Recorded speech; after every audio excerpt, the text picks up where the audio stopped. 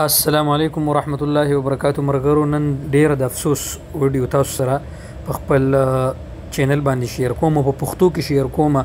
دغه وجه دا د مرګرو چې دا زمونږ ورور دی پاکستاني امین الرحمن نوم دی او په سعودي عرب کې اکسیډنټ یو یمنی په گاډي باندې وهلی دی او ډیر د مشکلاتو سره مخامخ دی او مشکلات دادي مشکلات ډیر دي. به هر حال کور ته نشي تللی، دلته د ډاکټرانو مسلې دي، خو د ټولو نه اهم مسله مسلمانانو مرګرو مسافرو پښتنو په سعودي عرب کې په دوبۍ کې زمونږ او تاسو سره پکار زمونږ او تاسو دا فرض دی په مونږ او تاسو باندې چې مونږ او تاسو د خپل ورور مدد وکړو، د سره ودرېږو. دی وخت کې صرف د اقامې مسله ده، 10,000 ریال د په اقامه باندې راځي.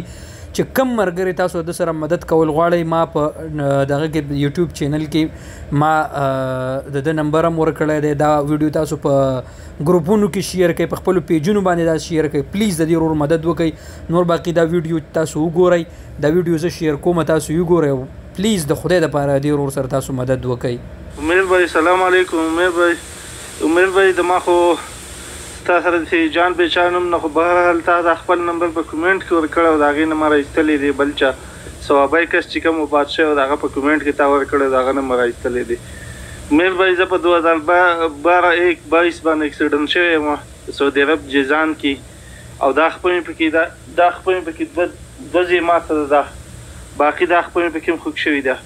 اوسه پورې پروت یم یمني په گاډي باندې والی یم او هغه یمني د سعودي د مړور د قانون مطابق 100% غلط دی او 37 میاشتې په جیل کې خو بیا یې پرېښودلی دی او کیس چلیږي. ما له تاریخونه راکوي خو به هر حال حل کوي نه. پاکستان سفارتخانې خو مې ستړي کړلې، یره د حساب نه بې حسابه ریاض سفارتخانې ته لاړم او اوس بله ورځ تللی یم 20 ورځې مې بیا په جده کې واړلی، 15 ځله تللی یم خو دا 15 ورځې. مطلب دا مرګرو چې نه پاکستانی سفارتخانه د مدد کوي، نه دلته پاکستانی ذمہ داران چې کوم دي زمونږ د ملک سفیر دی څومره چې افیسرز دي هغه د دې امین الرحمن ورور مدد نه کوي. مرګرو دغه خبرې ما تاسو سره شیر کړي، ویډیو اوږدېږي. مرګرو د خدای د رضا دپاره مرګرو دې ورور سره مدد وکړئ. د طاهر خان ته او د سوشل ورکر چې څومره دي هغو ته میسجونه کړل، خو هغو تاسو ته معلوم دي نه څه مدد کړی، نه ویډیو شیر کړل. خو دا ویډیو دې امین بای ما ته رالیږل. زه تاسو ته ریکویسټ کوم د خدای خاطر وګورئ، دې ورور مدد وکړئ. الله تعالی تاسو ټول له جنتونه درکړي.